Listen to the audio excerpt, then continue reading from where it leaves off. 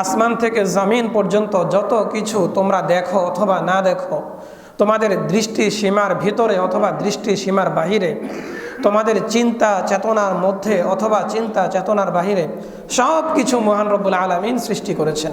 যেই মহামনিব, যেই মহান মালিক আমাদেরকে সৃষ্টি করেছেন, যিনি আমাদের রব, তিনি যদি আমাদেরকে শ্রেষ্ঠ বলে ঘোষণা দেন, এর থেকে বড় খুশির সংবাদ কি আর কিছু হতে পারে?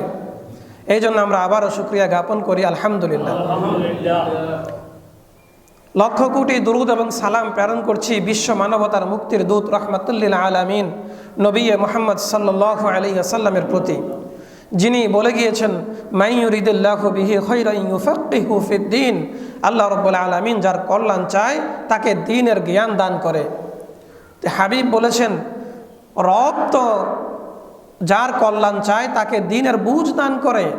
তা আমাদের ভিতরে দ্বীনের বুঝ আছে, এই জন্যই তো আমরা আল্লাহ রাব্বুল আলামিনের ঘর মসজিদে আল্লাহ রাব্বুল আলামিনের ঘোষণা মতো চলে আসছি। এই জন্য যে রাসূল আমাদেরকে এই সুসংবাদ দিয়েছেন, যে রাসূল বলেছে, শোনো, তোমরা যারা দ্বীনের জ্ঞান অর্জন করেছ, তোমরা নিজ ইচ্ছায় অর্জন করো নাই, আল্লাহ রাব্বুল আলামিন তোমাদেরকে পছন্দ করেছেন, ভালোবেসেছেন, এই জন্য তোমাদেরকে দ্বীনের জ্ঞান দান করা হয়েছে। যে রাসূল আমাদেরকে এই সুসংবাদ দিয়েছেন, সেই রাসূলের প্রতি আমরা আবারও দুরূদ পাঠ করি, সাল্লাল্লাহু আলাইহি ওয়াসাল্লাম। সম্মানিত উপস্থিতি, মেরাজের মাস, সালাত ফরজ হওয়ার মাস, রজব মাস, সর্বশেষ দিবস। আমরা গত জুমায় বলেছিলাম যে মেরাজের প্রেক্ষাপট কী ছিল। আজ আমরা আবারও মেরাজের প্রেক্ষাপট নিয়ে একটু আলোচনা করব, যে কোন প্রেক্ষাপটে মেরাজুন নবী সংগঠিত হয়েছে, কোন কারণে হয়েছে, এটা নিয়ে একটু আলোচনা করব। খুব মনোযোগ দিয়ে আমরা শুনবো ইনশাআল্লাহ। রাসূল করিম সাল্লাল্লাহু আলাইহি ওয়াসাল্লাম এই পৃথিবীতে আগমন করেছেন 570 খ্রিস্টাব্দে। 40 বছরের মাথায় 610 খ্রিস্টাব্দে তিনি জাবালে নূরের হেরা গুহায় সরাসরি নবুয়াত প্রাপ্ত হয়েছেন। রব্বুল আলামিন আয়াত নাজিল করেছেন, ইকরা বিসমি রব্বিকাল্লাযী খলাক। ইকরা, পড়ো, বিসমি রব্বিকা, তোমার রবের নামে, আল্লাযী খলাক, যিনি সৃষ্টি করেছেন। হে রাসূল, আপনি আপনার রবের নামে শুরু করুন, পড়ুন, যিনি আপনাকে সৃষ্টি করেছে। এখানে আদেশ একজনকে দেওয়া হয়েছে নাকি সবাইকে? বলেন তো। একজনকে মানে একজন করে পৃথিবীর প্রত্যেকটা মানুষকে আদেশ দেওয়া হয়েছে যে পড়ো। এখানে পড়ার আদেশ দেওয়া হয়েছে। দেখেন কোরআন কি দিয়ে শুরু হয়েছে? কোরআনুল কারীম শুরুই হয়েছে পড়া দিয়ে, যে পড়ো তোমার প্রভুর নামে।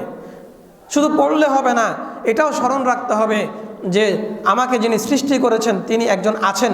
সেই রবকে সামনে রেখে, সৃষ্টিকর্তার নামকে সামনে রেখে পড়াশোনা চালিয়ে যেতে হবে। পড়তে পড়তে পড়তে পড়তে যত দূর পর্যন্ত আপনি যাবেন, আপনি সেই রবকে যখন সামনে রাখবেন, কখনোই পথভ্রষ্ট হবেন না।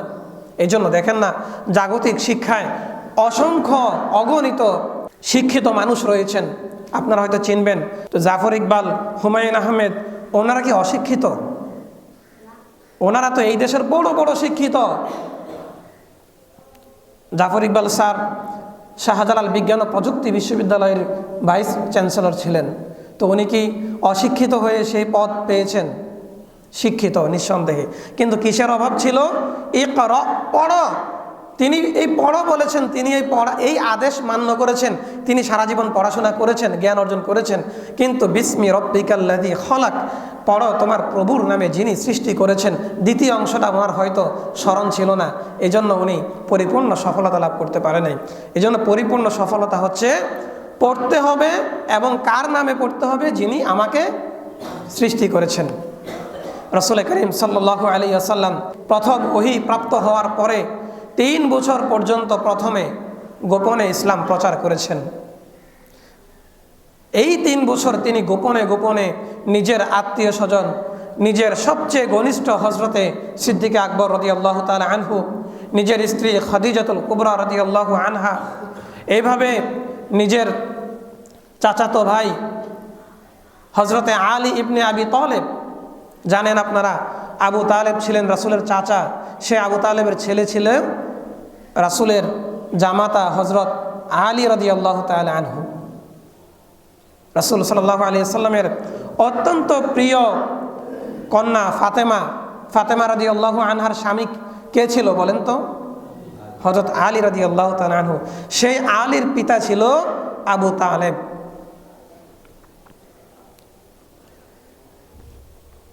রাসূল কারীম সাল্লাল্লাহু আলাইহি সাল্লাম প্রথম 3 বছর গোপনে ইসলাম প্রচার করেছেন। এই 3 বছরের প্রথমেই ওহী তিনি যখন পেয়েছেন ইকরা, তখন রব্বুল আলামিন একজনকে আদেশ দিয়েছেন। 3 বছর পরে নবুয়তের 4র্থ বছরে যখন কোরআনুল কারীমের আয়াত নাজিল করেছেন, সূরা শুআরা 214 নম্বর আয়াত, রব্বুল আলামিন বলেছেন ওয়ানজির আশিরাতাকাল আকরাবিন। হে রাসূল, এভাবে গোপনে গোপনে আর কত ইসলাম প্রচার করবেন?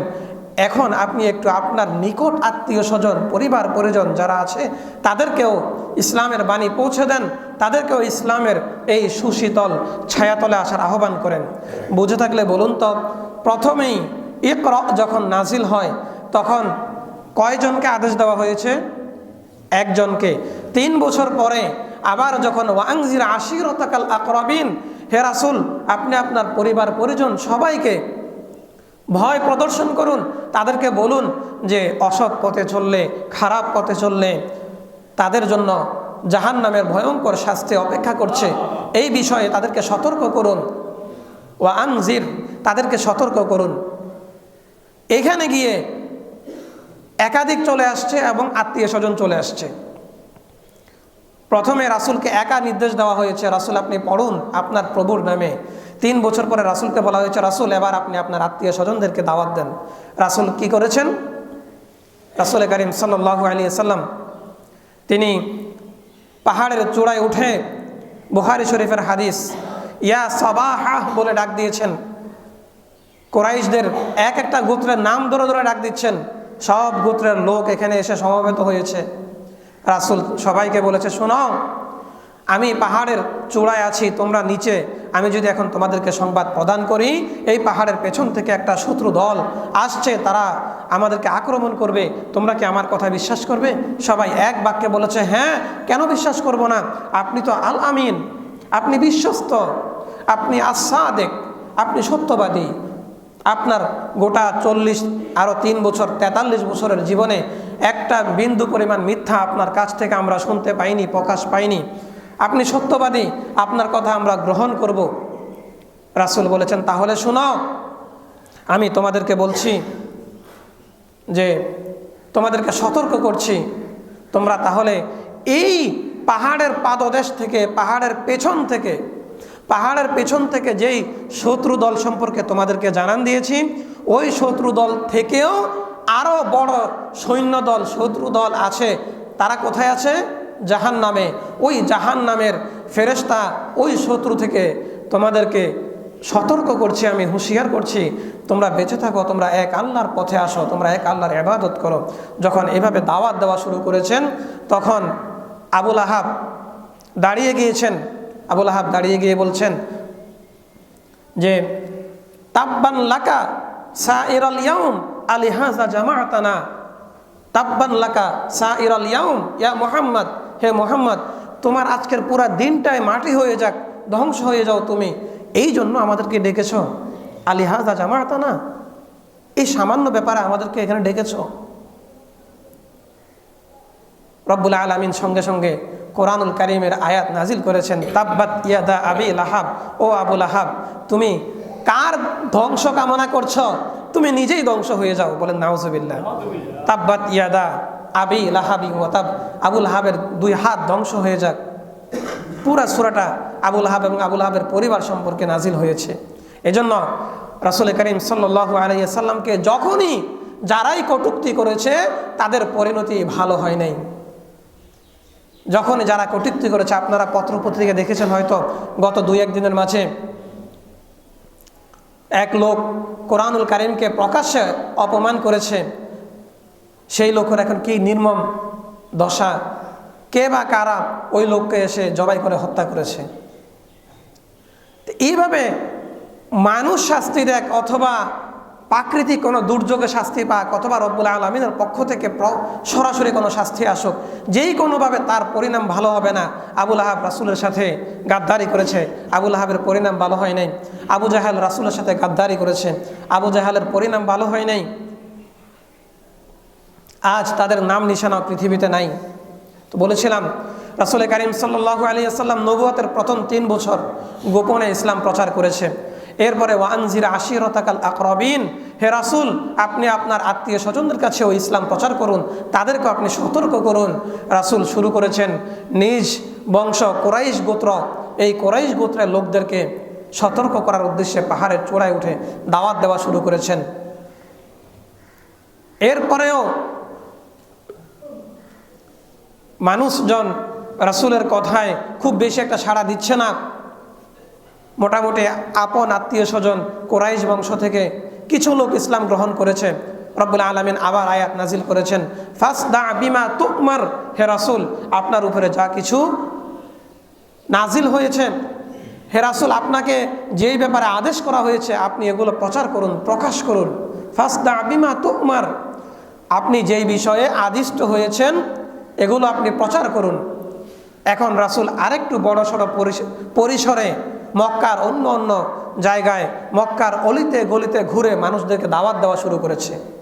লক্ষ্য করুন, প্রথমে নবুয়তের শুরুতেই ইকরা, রাসূল একা আদিষ্ট হয়েছেন। এরপরে প্রথম 1, 2, 3 বছর নবুয়তের 3 বছর গোপনে ইসলাম প্রচার করেছেন।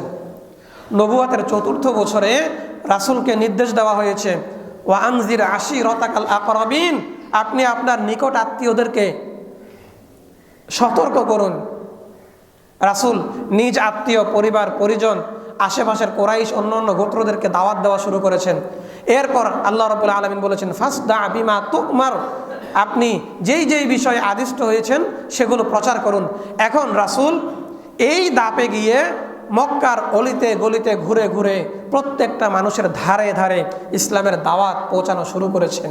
এইভাবে দাওয়াত দিতে দিতে দিতে দিতে একটা সময় মক্কার কুরাইশদের গাত্রদাহ দেখা দিল। তারা রাসূলকে সহ্য করতে পারছেন না। তারা বলছেন, হে মুহাম্মদ তুমি কি করছো? আমাদের বাপ দাদার পূর্ববর্তী ধর্ম সব তুমি কি ধ্বংস করে দিবা? আসো আমরা তোমাকে প্রস্তাব দিই, 3টি প্রস্তাব দেব, তুমি তোমার যেই প্রস্তাব ইচ্ছা তুমি গ্রহণ করবে। রাসূলকে একে একে 3টি প্রস্তাব দিয়েছেন। রাসূল বলেছে, শোনো তুমি যেই প্রস্তাব দিয়েছ এর চেয়ে অনেক অনেক ভালো প্রস্তাব আমার কাছে আমার রব দিয়েছেন। আমার এগুলোর প্রয়োজন নেই, আমার একটাই প্রয়োজন, কিভাবে আমি উম্মতদেরকে ইসলাম শেখাবো, কিভাবে মানুষদেরকে জাহান্নাম থেকে বাঁচাবো, কিভাবে মানুষদেরকে জান্নাতমুখী করব। সমস্ত নবী রাসূলদের 2টা দায়িত্ব ছিল। আল্লাহ রাব্বুল আলামিন সূরা বাকারায় নাজিল করেন, ইন্না আরসালনাকা বিল হাক্কি বাশীরাও ওয়া নাযীরা, হে রাসূল আপনাকে আমি সত্য দিয়ে পাঠিয়েছি। ইন্না আরসালনাকা বিল হাক্কি, সত্য নবী করে পৃথিবীতে পাঠিয়েছি। আপনার দায়িত্ব কি? বাশীরাও ওয়া নাযীরা, আপনার দায়িত্ব হচ্ছে 2টো। 1 নাম্বার বাশীর, আপনি সুসংবাদ দেন, মানুষদেরকে জান্নাত সম্পর্কে সুসংবাদ দেন যে হে মানুষ সকল শোনো, তোমরা যদি 5 ওয়াক্ত সালাত পড়ো তোমাদেরকে জান্নাত দেওয়া হবে। তোমরা যদি এই 5 ওয়াক্ত সালাত, তোমরা যদি রোজা, হজ, যাকাত এই বিষয়গুলো যদি তোমরা পালন করো, শোনো তোমরা যদি তোমাদের বাবা মায়ের দিকে নেক দৃষ্টিতে তাকাও তাহলে কবুল হজের সওয়াব পাবে। শোনো তুমি যদি তোমার পরিবার পরিজন আত্মীয় স্বজনের দেখভাল করো, তাদেরকে যদি সুন্দরভাবে চালাও তাহলেও তোমার জন্য বিনিময় রয়েছে। রাসূল, হে রাসূল আপনি বলেন মানুষদেরকে, যদি তোমাদের একটা সন্তান হয় তাহলে ওই সন্তানকে ভালোভাবে লালন পালন করে বড় করবে, ওই সন্তানকে সুপাত্র দেখে বিবাহ বন্ধনে আবদ্ধ করাবে, তাহলে ওই কন্যা সন্তানের উসিলায় তুমি জান্নাত পাবে। সাহাবায়ে কেরাম প্রশ্ন করেছে, যদি 2টা কন্যা সন্তান হয়? বলে 2টা হলে 2টা পাবে। যদি 3টা কন্যা সন্তান হয়? বলে 3টা হলে 3টা পাবে। এইভাবে রাসূলের দায়িত্ব হচ্ছে আপনি সমস্ত মানুষদেরকে জান্নাতের সুসংবাদ দেবেন, 1 নাম্বার দায়িত্ব। 2 নাম্বার দায়িত্ব হচ্ছে ওয়া নাযীরা, আপনি মানুষদেরকে সতর্ক করবেন জাহান্নাম সম্পর্কে, জাহান্নামের আযাব সম্পর্কে, গজব সম্পর্কে, যে শোনো তোমরা যদি নামাজ না পড়ে ঘুমিয়ে থাকো, রাসূল বলেছে আমার মন চায় মসজিদে জামাত শুরু হয়েছে, এই মুহূর্তে আমার মন চায় আমি একদল মানুষকে নিয়ে আমার পুরা অলিতে গলিতে ঘুরে প্রত্যেকটা বাড়িতে তল্লাশি চালাতে কে কোন ঘরে প্রাপ্তবয়স্ক পুরুষ রয়েছে জামাতে উপস্থিত হয় নাই, ওই ঘরটা আগুন দিয়ে জ্বালিয়ে দিয়ে বলেন নাউজুবিল্লাহ। এটা হচ্ছে রাসূলের দ্বিতীয় দায়িত্ব। আল্লাহ রাব্বুল আলামিন সমস্ত নবী রাসূলদেরকে দুইটা দায়িত্ব দিয়েছেন, এক নম্বর হচ্ছে বাশির, আরেকটা হচ্ছে নাজির। রাসূল করিম সাল্লাল্লাহু আলাইহি সাল্লামকে বলেছেন, রাসূল আপনি বাশির হিসাবে সুসংবাদ প্রদান করুন, রাসূল আপনি নাজির হিসাবে তাদেরকে সতর্ক করে দিন। এজন্য রাসূল সাল্লাল্লাহু আলাইহি ওয়াসাল্লাম মক্কার অলিতে গলিতে ঘুরে ঘুরে মানুষদেরকে জান্নাতের সুসংবাদ এবং জাহান্নাম সম্পর্কে সতর্ক করছেন। তাহলে এই সময়টা হচ্ছে দ্বিতীয় ধাপ। প্রথম ধাপ হচ্ছে নবুয়তের প্রথম থেকে তৃতীয় বছর, নবুয়তের প্রথম থেকে তৃতীয় বছর, এই ধাপে তিনি গোপনে ইসলাম প্রচার করেছেন। এরপরে চতুর্থ বছর থেকে দশম বছর পর্যন্ত প্রকাশ্যে ইসলাম প্রচার করেছেন, মক্কার অলিতে গলিতে ঘুরে ঘুরে মানুষদেরকে দ্বীনের দাওয়াত দিয়েছেন, ইসলাম শিখিয়েছেন। এরপরেও মানুষ যখন বিভিন্নভাবে এই কোরাইশরা রাসূল করিম সাল্লাল্লাহু আলাইহি সাল্লামকে নির্যাতন করা শুরু করেছেন, অত্যাচার করা শুরু করেছেন। একটা সময় রাসূলকে শিবে আবি তালিবে বন্দি করেছেন, 3 বছর এই জেল জুলুম নির্যাতন সহ্য করেছে।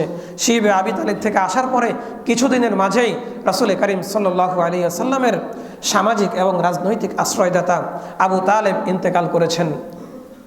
এটা ছিল নবুয়তের দশম বছর, নবুয়তের দশম বছর, যেটাকে আমুল হুজন বলা হয়, দুঃখের বছর। 3 দিনের মাথায় রাসূলের স্ত্রী, অত্যন্ত ঘনিষ্ঠ সহধর্মিনী, তখন পর্যন্ত রাসূলের একমাত্র স্ত্রী ছিল খাদিজাতুল কুবরা রাদিয়াল্লাহু আনহা।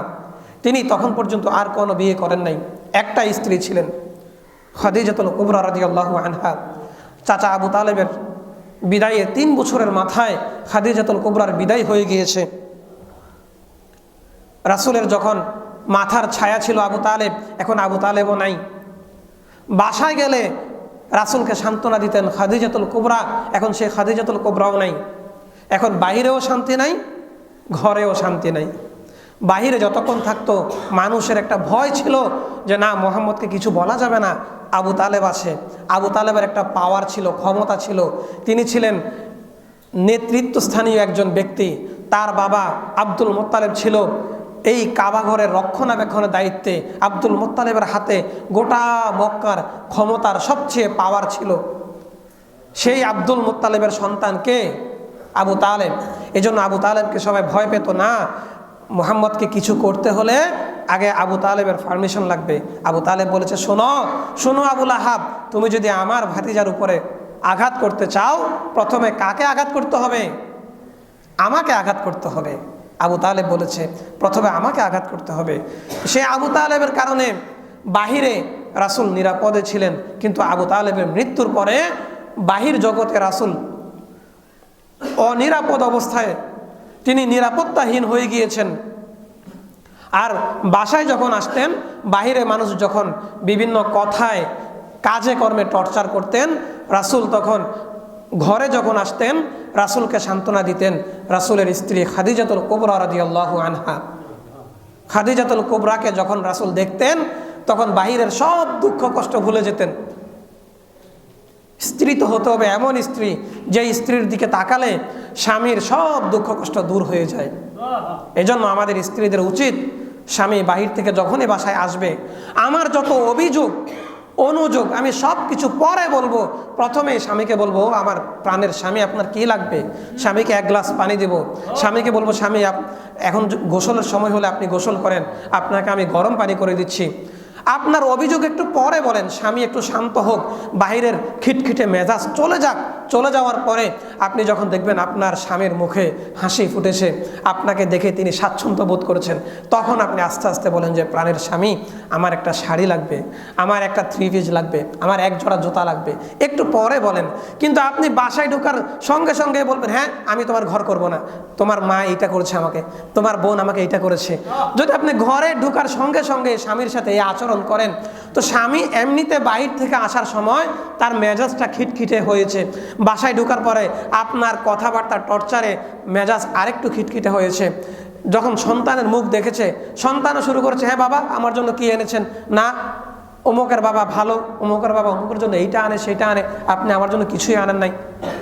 এজন্য স্ত্রীর দায়িত্ব হচ্ছে সন্তানকেও ঠিক সেম শিক্ষা দেওয়া যে তোমার বাবা যখন বাসায় ঢুকবে তোমার বাবার সাথে হাসিতে প্রথমে সালাম দিবে, সালাম দিয়ে বলবে আব্বু আপনি কেমন আছেন, বাবা আপনি ভালো আছেন, বাবা আপনার কি লাগবে। সন্তান যখন এভাবে বাবার সাথে আচরণ করবে তো বাহিরের সব দুঃখ কষ্ট ভুলে যাবে। খাদিজাতুল কুবরা রাদিয়াল্লাহু আনহা এমনই একজন স্ত্রী ছিলেন, রাসূল যখন বাহিরের সব দুঃখ কষ্ট মাথায় বোঝা হিসেবে বাসায় আসতো, বাসায় ঢুকার সঙ্গে সঙ্গে খাদিজাতুল কুবরার আচরণে তিনি মুগ্ধ হয়ে সব দুঃখ কষ্ট ভুলে যেতেন। সেই খাদিজাতুল কুবরাও আজ পৃথিবী থেকে বিদায় নিয়েছে। মক্কার কোরাইশরা এবং আশেপাশের অন্য অন্য শত্রুরা চিন্তা করলো আজ তো বাহিরের সামাজিক এবং রাজনৈতিক আশ্রয়দাতা আবু তালেবও নাই এবং ঘরে যিনি সান্ত্বনা দিবেন সেই খাদিজাতুল কুবরাও নাই, আজ মুহাম্মদকে কিছু একটা করতে হবে। বলেন নাউজুবিল্লাহ। এরপরে শুরু হয়েছে আরো অতিমাত্রায় টর্চার। বুখারী শরীফ 520 নম্বর হাদিস, রাসূল করিম সাল্লাল্লাহু আলাইহি সাল্লামের এই হাদিস। উকবা ইবনে আবি মুআইত বলেছিলাম, আপনারা শুনেছেন, গত জুমায়ও বলেছি একটু। উকবা ইবনে আবি মুআইত সহ একদল মুশরিক মক্কার কাফের কুরাইশরা, তারা মক্কার পাশেই এক জায়গায় সলা পরামর্শ করছে, তাদের সভা বসেছে। রাসূল করিম সাল্লাল্লাহু আলাইহি সাল্লাম চিন্তা করলেন আমার চাচা আবু তালেব নাই, আমার সহধর্মিনী খাদিজাতুল কুবরা নাই, এখন এই দুঃখে কষ্টে এই দুঃখের বছরে আমি যদি এই দুঃখে দুঃখিত হয়ে বাসায় বসে বসে কান্নাকাটি করি, পড়ে থাকি, তাহলে তো চলবে না। রব্বুল আলামিন আমাকে তো দায়িত্ব দিয়ে পাঠিয়েছেন। রব্বুল আলামিন বলেছেন ইয়া আইয়ুহার রাসূল বাল্লিগ মা উনজিলা ইলাইকা মির রাব্বিকা, হে রাসূল আপনার রবের পক্ষ থেকে আপনার কাছে ওহী হিসাবে যা কিছু নাজিল করা হয়েছে আপনি এই বিষয়গুলো প্রচার করুন। বাল্লিগ, আপনি প্রচার করুন রাসূল, আপনার বসে থাকার সময় নাই। আপনার সামনে আরও কত দুঃখ আসবে, আরও কত দুর্দশা আসবে, দুঃখ কষ্ট সব মুছে আপনাকে আপনার গতিতে চলতে হবে। এজন্য বলবো আমাদের জীবনের গতিতেও কত কিছু আসবে, কত ঝড় আসবে, কত বিপদ আসবে, সব ঝড় বিপদকে উপেক্ষা করে আমাদের মূল আকর্ষণকে সামনে রেখে, আমার টার্গেটকে সামনে রেখে এগিয়ে যেতে হবে। আমাদের সমস্ত মুসলমানদের টার্গেট একটাই, আমাদের আসল ঠিকানা জান্নাত। আমাদের আদি পিতা আদম আলাইহিস সালাম জান্নাত থেকে এই পৃথিবীতে আসছেন, আমাদের আদি মাতা হাওয়া আলাইহিস সালাম জান্নাত থেকে এই পৃথিবীতে আসছেন। ওনারা এই পৃথিবীতে আসছেন, আবার একদিন আমরা সবাই ওই জান্নাতেই যাব। রাসূল করিম বলেছেন শোনো, তোমাদের আসল ঠিকানা হচ্ছে জান্নাত। এই পৃথিবীতে তোমরা থাকবে কাআন্নাকা গরীবুন আও আবিরু সাবিল, তোমরা এই পৃথিবীতে বসবাস করবে একজন মুসাফিরের মতো, অথবা একজন গরিব সামান্য সময়ের জন্য আসছো মুসাফির। আমরা যখন সফরে যাই, ভ্রমণে যাই, শুধু এটুকু বলি, এই শেখপাড়া থেকে যখন আমরা সীতাকুণ্ড যাই সামান্য একটা বাজার করার জন্য, এক বোতল তেল কিংবা সামান্য পেঁয়াজ আদা রসুন ক্রয় করার জন্য, আমাদের বাজার শেষ হওয়ার পরে আমরা কি সারা রাত সীতাকুণ্ড বাজারে কাটিয়ে দিই, পরের দিন সারাদিন কাটিয়ে দিই? আমরা কি বলি যে সীতাকুণ্ড বাজার এত সুন্দর, আমার আর বাড়িঘর লাগবে না, এই সীতাকুণ্ড বাজারেই আমি সারা জীবন থেকে যাব? এটাকে আমরা বলি না। তাহলে আমাদের আসল ঠিকানা জান্নাত। জান্নাত থেকে আমরা এই পৃথিবীতে আসছি, আবার দিন শেষে জান্নাতে যেতে হবে। এই পৃথিবীতে রাসূল বলেছেন আমরা হচ্ছে মুসাফির। তো আমরা কেন এই পৃথিবীতে স্থায়ীভাবে থেকে যেতে চাই? আমরা কেন এই পৃথিবীর সামান্য লোভ লালসায়, সামান্য গুনায় মগ্ন হয়ে আমরা আখিরাতকে ভুলে যাই?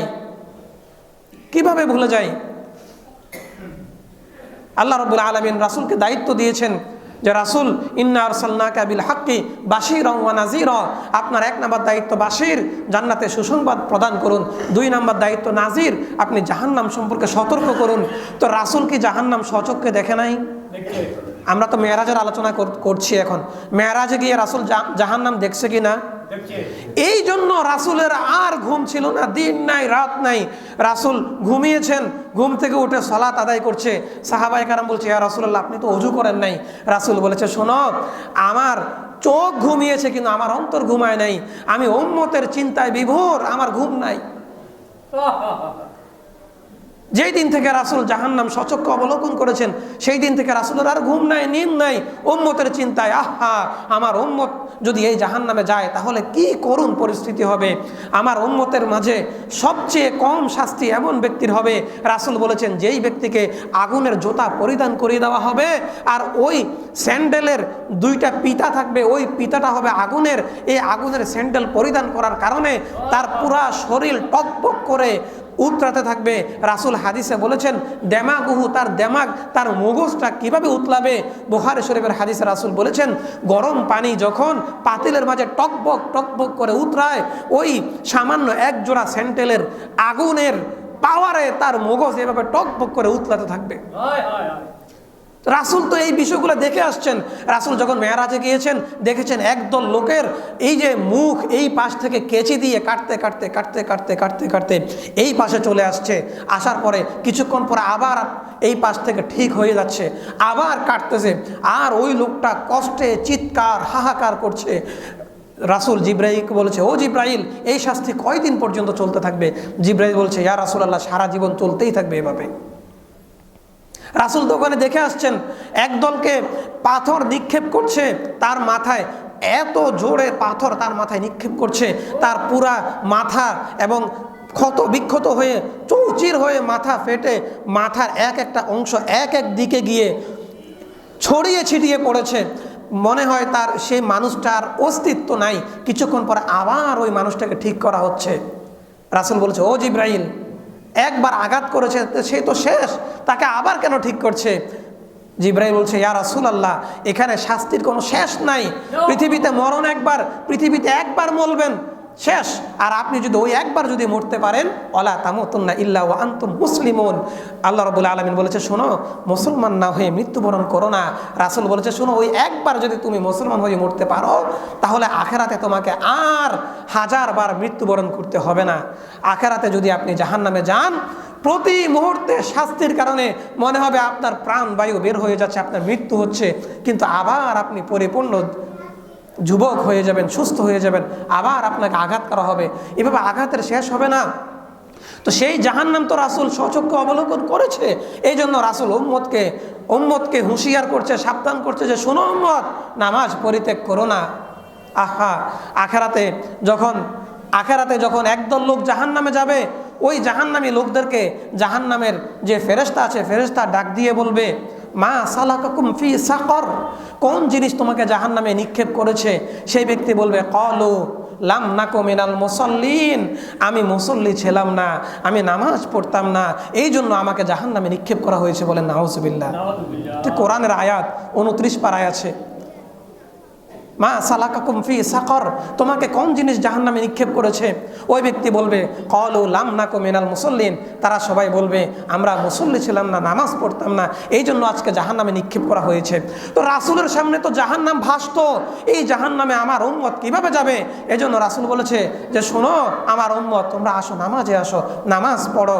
এরপর একটা সময় যখন দেখলেন কিছু লোক নামাজে আসছে না, দিন রাত তাদের পিছনে মেহনত করার পরেও তারা নামাজ পড়ছে না, রাসূল একটা সময় রাগ করে বলেছেন, আমার মন চায় যে এই লোকগুলা বাসায় বসে আছে, শুয়ে আছে, অলসতায় দিন কাটাচ্ছে, জামাতে উপস্থিত হয় নাই, আমার মন চায় দল বল নিয়ে ওই ব্যক্তির ঘর আগুনে জ্বালিয়ে দিতাম। বলেন নাউজুবিল্লাহ।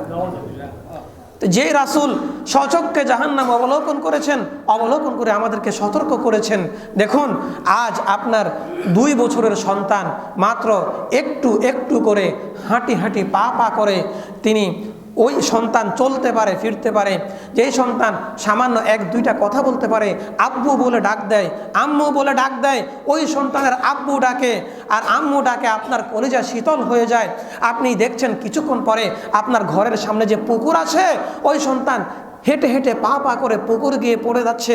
আপনি কি বলবেন, যাক না, তার একটু মন চাইছে পানিতে পড়তে, কিছুক্ষণ থাক, 1-2 মিনিট পানিতে পড়ে থাক, তার একটু মন চাইছে, আপনি কি এটা বলবেন? আপনার ঘরের সামনে আপনি যে ফসল ফলান, আপনি ধান ক্ষেত করেন, ফসলের দিনে ধান কেটে বাসায় নিয়ে আসছেন, সেই ধান সিদ্ধ করার জন্য ঘরের সামনে বড় করে একটা চুলা তৈরি করেছেন, ওই চুলায় আগুন দিয়ে ধান সিদ্ধ করেছেন। ধান সিদ্ধ করার পরে ওই চুলায় ধাউ ধাউ করে আগুন জ্বলছে, আপনি সচক্ষে দেখছেন আপনার সন্তান ওই চুলার দিকে হেঁটে হেঁটে পা পা করে যাচ্ছে। আপনার সন্তান গিয়ে ওই চুলায় হাত ঢুকিয়ে দিচ্ছে, সে তো জানে না আগুনে কি পড়া যাবে না অন্য কিছু, আগুন যে ধাউ ধাউ করে জ্বলছে সে ভাবছে এটা খেলনার বিষয়, খেলনার বিষয় ভেবে সে আগুনে ঝাঁপ দিচ্ছে। আপনি কি বলবেন যাক না আমার সন্তান, একটু তার মন চাইছে একটু আগুনে যায় ঝাঁপ দেখ না, 1-2 মিনিট আগুনে থাকুক এরপর আমি উঠে আনবো, এটা বলবেন? তা আপনি কিভাবে বলেন যে আমার সন্তানদের আমার ছেলেদের একটু গুনার স্বাদ জমেছে, একটু গুনাহ করুক না, একটু গান বাজনা করুক না, তাদের স্বাদ মিটাক না, এরপরে নিষেধ করে দিব? ভাই এই যে নিষেধ করার আগে আগে সে তো শেষ, সে ধ্বংস। আপনার সন্তানকে পানিতে পড়ে যাচ্ছে, আপনি বললেন ঠিক আছে 1 মিনিট সে পানিতে থাক, তো 1 মিনিট তো লাগবে না, 30 সেকেন্ডে আপনার সন্তান পানিতে শেষ। তো শেষ হওয়ার পরে এটাকে কিভাবে ভালো করবেন? আপনার সন্তান আগুনের চুলায় পড়ে 1 মিনিটে দগ্ধ হয়ে ধ্বংস হয়ে গেছে, আপনি এটাকে কিভাবে ঠিক করবেন? তো রাসূল তো এটা সচক্ষে দেখেছেন, এজন্য রাসূল বলেছেন খবরদার ওয়ালা, আল্লাহ রাব্বুল আলামিন বলেছেন খবরদার ওয়ালা তামুতুন্না ইল্লা ওয়া আনতুম মুসলিমুন, তোমরা মুসলমান না হয়ে মৃত্যুবরণ করো না। সম্মানিত হাজিরিন, তো রাসূল করিম সাল্লাল্লাহু আলাইহি সাল্লাম এভাবে দিন প্রচার করছেন। প্রথম 3 বছর গোপনে ইসলাম প্রচার করেছেন, এরপরে 4র্থ থেকে 10ম বছর পর্যন্ত প্রকাশ্যে ইসলাম প্রচার করছেন। এর ভেতরে মক্কার কাফেরদের অত্যাচার সহ্য করেও তিনি দিন প্রচার করেই যাচ্ছেন। একটা সময় আবু তালেবের বিদায়, খাদিজার বিদায় হওয়ার পরে রাসূল করিম সাল্লাল্লাহু আলাইহি সাল্লামের উপরে নির্যাতনের মাত্রা আরও বেড়ে গিয়েছে। বুখারী শরীফ 520 নম্বর হাদিস, রাসূল করিম সাল্লাল্লাহু আলাইহি সাল্লাম যখন এই দিন শেখানোর জন্য, নামাজ শেখানোর জন্য কাবা ঘরের চত্বরে গিয়ে নামাজে দাঁড়িয়েছেন, উকবা ইবনে আবি মুআইত এই বদবখত লোক, তার অনুসারীদের, তার নেতৃবর্গ যারা রয়েছেন তাদের কথা শুনে এই লোক উটের নাড়ি বুড়ি রক্ত এই সমস্ত কিছু এনে রাসূল করিম সাল্লাল্লাহু আলাইহি সাল্লামের ঘাড়ে তুলে দিয়েছেন। শুধু এই নয়, আলা তানজুরুনা ইলা হাযাল মুরাই, তারা সেখানে বসে বসে বলছে এই শুনো শুনো, আলা তানজুরুনা ইলা হাযাল মুরাই, এই ব্যক্তির দিকে তাকাও, এই ব্যক্তি একজন লোক দেখানোর মতো, এ আমাদেরকে দেখাইতে আসছে, নামাজ পড়তে আসছে, আমাদেরকে দেখাচ্ছে আমি ধর্ম মানি কর্ম মানি। দেখেন রাসূলকে টিটকারি করছে কারা? মক্কার কাফেররা রাসূলকে টিটকারি করছে। বুখারী শরীফের হাদিস 520 নম্বর হাদিস, আলা তানজুরুনা ইলা হাযাল মুরাই, দেখো দেখো তোমরা এই লোক দেখানো ব্যক্তির দিকে তাকাও, এই লোক তো লোক দেখানোর জন্য নামাজ পড়ছে, ইবাদত করছে। এজন্য বলবো আমাদের সমাজেও যারা নামাজ পড়তে চায়, কোরআন শিখতে চায়, এই বৃদ্ধ বয়সেও এসে কোরআন শিখতে আসে, যেই লোকগুলা তাদেরকে দেখে টিটকারি করবে, অহেতুক কথাবার্তা বলবে যে না ছোটবেলায় কোরআন পড়ে নাই এখন আসছে কোরআন শিখতে, এমন যারা বলবে তাদের পরিণতি কিন্তু ভালো হবে না। কারণ রাসূল করিম সাল্লাল্লাহু আলাইহি সাল্লামকে যারা টিটকারি করেছে তাদের পরিণতি ভালো হয় নাই। এরপরে উকবা ইবনে আবি মুআইত এই লোকটা রাসূলকে যখন এই কষ্ট দিচ্ছেন, রাসূল সিজদা থেকে উঠতে পারছেন না। এমত অবস্থায় রাসূলের এই কষ্ট দেখে লোকগুলা কি করেছে দেখেন, ফাদহিকু, তারা হাসাহাসি শুরু করেছে একে অপর। কিভাবে হাসছে? হাত্তা মালা বা'দুহুম ইলা বা'দিন মিনাদ দিহকি, হাত্তা মালা বা'দুহুম ইলা বা'দিন মিনাদ দিহকি, হাসিতে একে অপরের গায়ে হেলে দুলে পড়ে যাচ্ছে, মানে হাসতে হাসতে একজন আরেকজনের গায়ে পড়ে যাচ্ছে। আছে না, আজান দিয়েছে মসজিদে, নামাজের সময় হয়েছে, মুসল্লিরা নামাজ পড়তে আসছে, আর আমার আপনার একদল সন্তান তারা রাস্তার পাশে হাসি তামাশা করছে, হাসতে হাসতে একজন আরেকজনের গায়ে পড়ে যাচ্ছে, অথচ নামাজের সময় হয়েছে। রাসূল যে বলেছেন জামাতে না আসলে তোমার বাড়ি ঘর পুড়িয়ে দেওয়ার দরকার, এইটা তাদের মাথায় নাই। মসজিদের পাশেই তারা হাসি তামাশা করছে। ওই লোকগুলা রাসূলকে দেখে এভাবে হাসছে। এক ব্যক্তি যখন দূর থেকে দেখেছে তিনি গিয়ে ফাতেমাকে খবর দিয়েছেন। হাদিস শরীফে আছে ফাতেমা তখন ছিলেন একেবারে অপ্রাপ্ত বয়স্ক, জুয়াইরিয়া। জুয়াইরিয়া শব্দের অর্থ হচ্ছে ছোট, একেবারেই ছোট না আবার। তো ফাতেমা রাদিয়াল্লাহু আনহা এসে রাসূলের ঘাট থেকে এই উটের নাড়ি বুড়ি সব কিছু সরিয়েছেন রাসূল পাক সাল্লাল্লাহু আলাইহি সাল্লাম, এরপরে সিজদা থেকে উঠেছেন। এইভাবে তারা কষ্ট দিয়েছেন। আরেকদিন রাসূল করিম সাল্লাল্লাহু আলাইহি সাল্লাম সেই মক্কা শরীফের কাবা ঘরের পাশেই আরেকদিন উম্মতকে নামাজ শেখাতে গিয়েছেন, নামাজ পড়তে গিয়েছেন। সেই দিনও একই ঘটনা, উকবা ইবনে আবি মুআইত এই লোক এসে রাসূল যখন নামাজে নিয়ত বাঁধা অবস্থায় নামাজ পড়ছেন, তখন এই লোক, তার কাছে একটা বড় গামছা ছিল, সে এই গামছা দিয়ে, এই রুমাল দিয়ে রাসূলের গলায় এভাবে পেঁচিয়ে, বুখারী শরীফ হাদিস নাম্বার 4815 নম্বর হাদিস, উকবা ইবনে আবি মুআইত এই গামছা দিয়ে রাসূলের গলা পেঁচিয়ে এত জোরে টান দিয়েছেন, রাসূলের মনে হচ্ছে মানে মুখ দিয়ে তার নিঃশ্বাস আর আসছে না, নাক দিয়ে নিঃশ্বাস আসছে না, মনে হচ্ছে তার গলা পর্যন্ত রাসূল করিম সাল্লাল্লাহু আলাইহি সাল্লাম প্রাণ চলে আসছে, প্রাণ বের হয়ে যাবে, এমন কঠিন পরিস্থিতিতে দূর থেকে দেখেছেন হযরতে আবু বকর সিদ্দিক রাদিয়াল্লাহু তাআলা আনহু প্রথম দিন রাসূলকে এই উকবা ইবনে আবি মুআইতের নির্যাতন থেকে এই উটের নাড়ি বুড়িগুলা সরিয়েছেন রাসূলের কন্যা ফাতেমা, আর দ্বিতীয় দিন রাসূল করিম সাল্লাল্লাহু আলাইহি সাল্লামকে সাময়িক রক্ষা করার জন্য দৌড়ে এসেছেন হযরতে আবু বকর সিদ্দিক রাদিয়াল্লাহু তাআলা আনহু। তিনি এসেই উকবা ইবনে আবি মুআইতকে বলেছে, সরো, কি করছো তুমি? এই লোক তোমাদের কি ক্ষতি করেছে? তার শুধু এটুকু, তিনি শুধু তোমাদেরকে দ্বীন শিখাচ্ছেন, তিনি শুধু ইসলাম শিখাচ্ছেন। তিনি বলছেন, শোনো, ভালো কাজ করলে জান্নাতে যাবে, খারাপ কাজ করলে জাহান্নামে যাবে। তার দায়িত্ব তো শুধু দুটা, ইন্না আরসালনাকা বিল হাক্কি বাশীরা ওয়া নাযীরা। রাসূলের দায়িত্ব দুটা ছিলেন, দুই দায়িত্ব। এক নাম্বার দায়িত্ব হচ্ছে তিনি জান্নাত সম্পর্কে সুসংবাদ দিবেন, দুই নাম্বার দায়িত্ব জাহান্নাম থেকে মানুষকে ভয় প্রদর্শন করাবেন, জাহান্নামের ব্যাপারে সতর্ক করাবেন। রাসূল করিম সাল্লাল্লাহু আলাইহি ওয়াসাল্লামের দায়িত্ব এই দুটাই ছিল। হযরতে আবু বকর রাদিয়াল্লাহু তাআলা আনহু সেদিন সাময়িকভাবে উকবা ইবনে আবি মুআইতের হাত থেকে রাসূলকে রক্ষা করেছেন। এরপরে রাসূল একেবারে ভেঙে পড়েছেন। রাসূল চিন্তা করলেন, যতদিন আমার চাচা আবু তালেব ছিল ততদিন আমি ইসলাম প্রচার করেছি, মানুষ আমার চাচা আবু তালেবকে ভয় পেত। এরপরে যতদিন আমার স্ত্রী খাদিজাতুল কুবরা ছিল ততদিন বাহিরে আমি যত নির্যাতন সহ্য করতাম, ঘরে আসার পরে খাদিজাতুল কুবরার সান্ত্বনার বাণী শুনে আমি একটু অন্তত পক্ষে একটু হলেও শান্তি পেতাম। আজ আমার চাচা আবু তালেব নাই, আমার স্ত্রী খাদিজা নাই, আজ তারা আমার উপরে যেভাবে নির্যাতন শুরু করেছে, একদিন নামাজরত অবস্থায় ওটের নাড়ি বুড়ি সব কিছু আমার উপরে উঠিয়ে দিয়েছে, আরেকদিন তো উকবা ইবনে আবি মুআইত চিন্তা করলো, ওই দিন তো তার কন্যা ফাতেমা বাঁচিয়েছেন, আজ কে বাঁচাবে? আজ সে নিজেই তাকে হত্যা করার চেষ্টা করলো। কিন্তু আজ আবু বকর সিদ্দিক রাদিয়াল্লাহু তাআলা আনহুর কারণে সেদিনও সাময়িকভাবে রাসূল করিম সাল্লাল্লাহু আলাইহি সাল্লাম বেঁচে গেলেন। এরপরে রাসূল চিন্তা করলো, না, এই জাতিকে আর বোঝানো যাবে না। রাসূল মক্কা থেকে বের হয়েছেন নবুয়তের 10ম বছরে। বলেছিলাম নবুয়তের 10ম বছর থেকে 13তম বছর পর্যন্ত রাসূল আন্তর্জাতিক পরিমণ্ডলে ইসলাম প্রচার করেছেন। তিনি চলে গিয়েছেন তায়েফের মাঠে, তায়েফের ময়দানে গিয়ে ইসলাম প্রচার করছেন। সেখানেও মানুষরা রাসূল করিম সাল্লাল্লাহু আলাইহি সাল্লামকে মেনে নিতে পারছে না, দুষ্ট ছেলেদেরকে লেলিয়ে দিয়েছেন। তারা রাসূল যেই পথে হাঁটতো, রাসূল ওই দূর থেকে রাসূলকে পাথর নিক্ষেপ করত, রাসূলের পায়ে পাথর নিক্ষেপ করত। পুরা 2 পা জখম হয়ে গিয়েছেন, 2 পায়ে রক্ত বের হওয়া শুরু হয়েছে। রাসূল এত কষ্ট করেছেন। এরপরেও তায়েফবাসী যখন রাসূলের দাওয়াত গ্রহণ করে নাই, রাসূল তায়েফ থেকে চলে আসছেন। আসার পরে রাসূল যখন একেবারে নিঃস্ব অবস্থায় হয়ে গিয়েছে, আল্লাহ রাব্বুল আলামিন আয়াত নাজিল করেছেন, ওয়ালা সাউফা ইউতিকা রাব্বুকা ফাতারদা। হে রাসূল, আপনাকে আপনার রব এত বেশি দিবেন, আপনি খুশি হয়ে যাবেন। সেই খুশি হওয়া সংবাদ কি?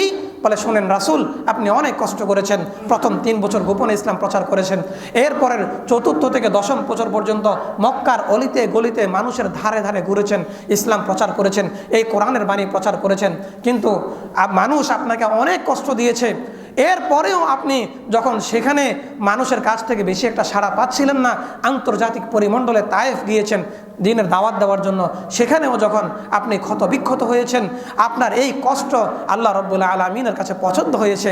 আল্লাহ রাব্বুল আলামিন বলেছেন, ফাইন্না মাআল উসরি ইউসরা, ইন্না মাআল উসরি ইউসরা, নিশ্চয়ই কষ্টের পরে স্বস্তি আসে।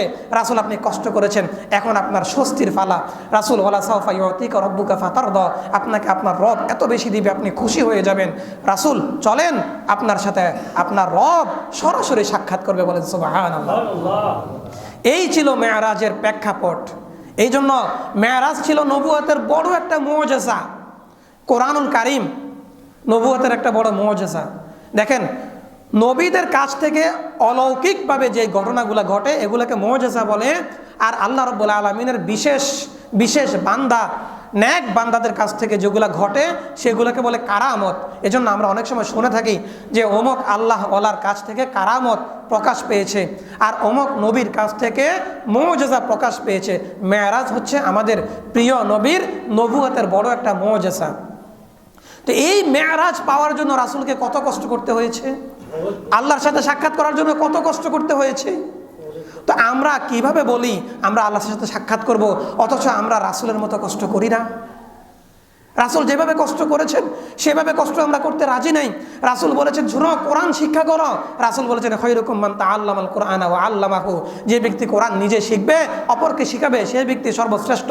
কিন্তু আমরা রাসূলের এই কথা মানি না। আমরা কয়জনে কোরআনটা পারি?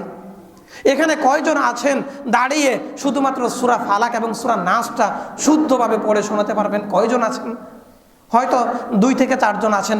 অথচ আমাদের সবার উপরে নামাজ ফরজ। দেখি 7 বছরের উপরে, 7 বছর না, যা 10 বছর ধরলাম, 10 বছরের উপরে যারা আছেন আমাদের সবার উপরে কি নামাজ ফরজ না? এখন বলুন তো, নামাজ ভঙ্গের কারণ কয়টি? 19টি। 1 নাম্বার কি? নামাজে অশুদ্ধ পড়া। তো আপনি আমি নামাজ পড়ছি, অশুদ্ধ নামাজ পড়ছি, 1 নাম্বার শর্তই তো আমরা পূরণ করতে পারি নাই। আমাদের নামাজ হচ্ছে কিভাবে বলেন?